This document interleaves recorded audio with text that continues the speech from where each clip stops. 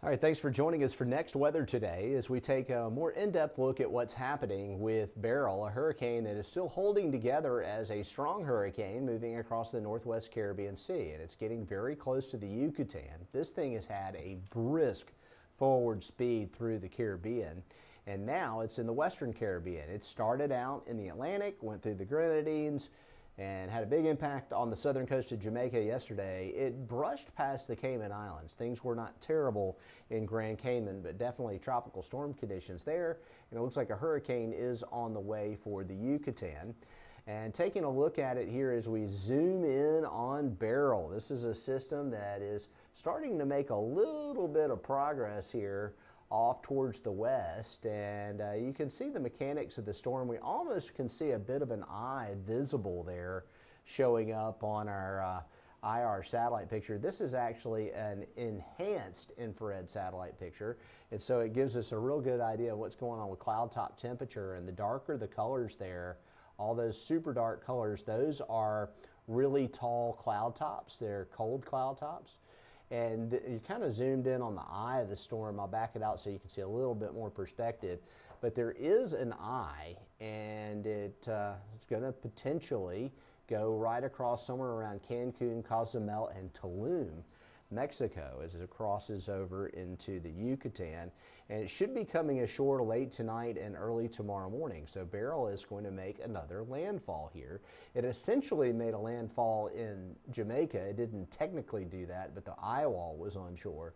And of course, it went over the Grenadines. So this could be really the third location that would be significantly impacted by this hurricane. And an unusual hurricane this early in the season to have a system that was as strong as it was.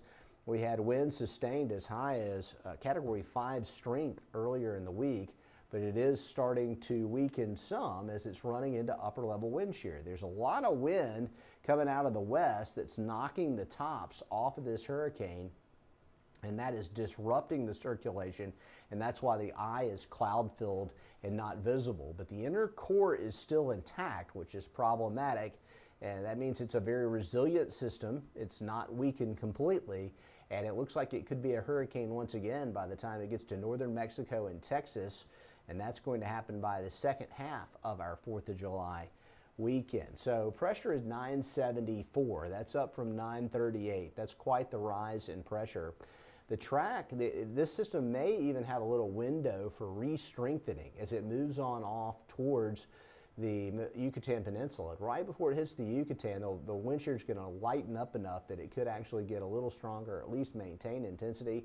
When it crosses the Yucatan, that's going to have a negative impact on the intensity. It's going to reduce the intensity because these tropical systems need warm water to thrive. It's going to be over land, and that's a pretty substantial stretch of land. However, it is pretty low in nature. There's not a lot of topography to really bust this thing up. When it runs into mountain ranges and stuff, tropical systems really struggle, but we really don't see that with Beryl crossing the northern tip of the Yucatan.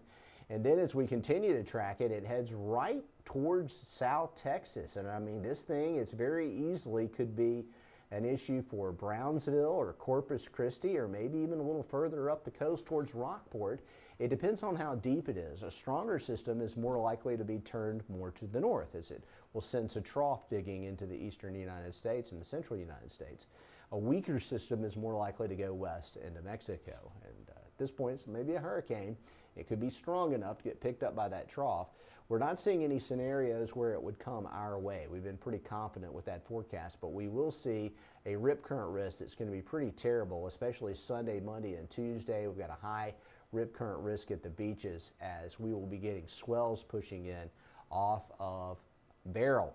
So the ridge that's been creating all the heat here locally has been saving us from Beryl. It's been kind of pushing Beryl away and shoving it over into Mexico and Texas. But we do see the ridge weakening. And so what that does is that allows this system to turn more northerly, but it will happen in the western Gulf, not in the central Gulf. And it could meander over Texas for a few days as a remnant low, but by next week we don't expect it to still be a tropical system. This is unusual to have a storm system like this time of the year. We normally get just a few small low-end tropical storm type systems in June. And if they form, they're either in the Gulf or in the Northwest Caribbean Sea. And this one popped up in the middle of the Atlantic Ocean. It's something we don't normally see until late July or really into August when we get into the Cape Verde season. It does not bode well for the rest of the tropical season. And this system is the strongest storm on record for it being this early in the season. And it's feeding off the fact that our water temperatures across the globe are warmer than average. It's a scientific fact that the water temperatures are running at record levels, and that's the fuel for these big storms. And so we're seeing that happening with Beryl, and we're also seeing it forming in a region that doesn't normally see storm formation this time of the year. We've got one more little wave behind Beryl, but the odds of development only about 20%. And looking at storm names, we are still with an active Beryl right now. Chris dissipated, so Chris actually did not outlast Beryl. The next one would be Debbie, followed by Ernesto. And looking at the historical landfall of some of the major storms that have hit our area, it's been a while since we've had a major hurricane actually hit us right on the nose. The last one in Mobile County was Frederick, and that was in 1979. Ivan was a bad hurricane, but it hit right in Gulf Shores, and in western Baldwin County, the conditions with Ivan weren't nearly as bad as they were in eastern Baldwin County and Pensacola. And the Panhandle, we've seen our share of storms, but haven't been much in the last 20 years as far as significant storms. And talking about the Saffir-Simpson scale, right now, this system is a Cat 2, so the potential for extensive damage, it is a high-end Category 2, and it should be a Category 2 when it crosses the Yucatan tonight and early tomorrow morning. Another thing that has to be weighed into the equation is the potential of storm surge with these tropical systems. And storm surge is not the amount of feet up the beach that the water actually rises, it's the number of feet above sea level. So you have to know your elevation. That's the key to understanding storm surge.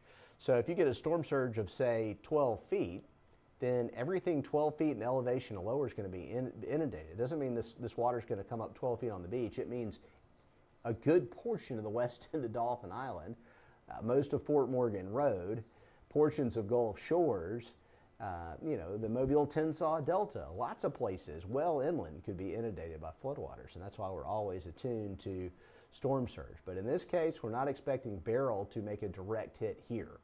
This is a system that is going to hit Texas and Mexico for its third landfall. But we got to be on guard for a potentially active season, and we're going to do that for you here on Next Weather, on all our platforms, and on social media, as well as Fox 10 News throughout this tropical season to keep you and your family safe. Thanks for joining us for this edition of Next Weather. We'll have more on Beryl on Fox 10 News at 3, 4, 5, 9, and 10 p.m. tonight.